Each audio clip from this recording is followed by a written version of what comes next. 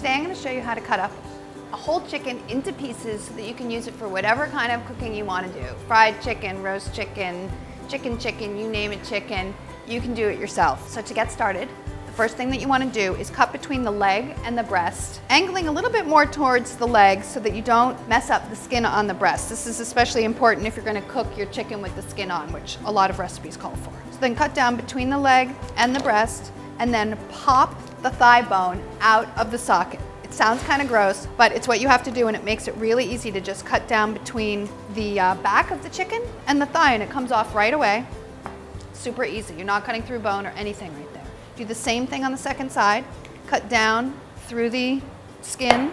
Sometimes I turn this on the side a little bit just to get down in there, and then pop it out of its socket. I know, it's terrible, right? But it's the way it is. You want to do it, that's what it is. And it's kind of fun. A little satisfying. So cut between the thigh bone and the body. Just cut straight through there, and then you have your two leg thigh pieces. The next thing is removing your wings, and you do it sort of in a similar way. I just like to pull back on the wing, pull it away from the body, and then just cut in. And as you're cutting in, it sort of pops out of its socket on its own, and you cut straight through there. Same thing on the other side.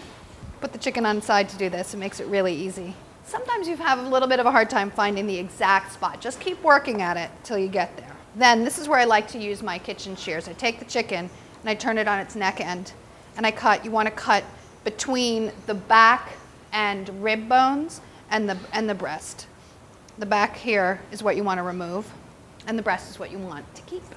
So cut between those, and scissors work so well for this. You just have a little bit more control than using a knife, but you could totally use a knife. Do the same thing on the other side so that you're removing the breast in one whole piece and the backbone in one whole piece. That you want to save because you're going to make stock. That's one of the advantages of cutting up your own chicken. You get something like this. Save it. This is actually a whole breast. A lot of times recipes will call for a breast. They usually mean a half a breast. This is a whole breast. The one thing that's a little bit hard to cut is right here where the wishbone is. So you take the heel of your knife, this part of your knife, and just whack it. Might have to do it a couple times to break through there until it starts separating. And then you can go in with your knife, once it's through, and sort of crack it open. This is the wishbone right there. Cut through that, and then you're no more bones. No more bones. What I like to do at this point is once I get through the meat, I turn it over and then cut through the skin with some scissors. That way just ensure that the same amount of skin ends up on each side of the breast. If you want the chicken to cook evenly, you can cut it slightly on a diagonal so that the thick part is in one piece and the thinner part is in one piece, and that really helps with even cooking. Give it a little whack if it's not working. Simply, it's a way to get your aggressions out. Have a hard time, just go back to your scissors. This is better to do from the skin side so that you get a nice clean cut through the skin. Same thing with the other one. Use my scissors again. So that's the breast pieces. Just gonna put these away for a second just to get them out of the way because I need the board. Those away, save them for later. What do we have here? The wings. Sometimes you want to remove the wing tips. They burn. Sometimes you don't. Some people love that part. But if you want to remove them, just sort of whack down there.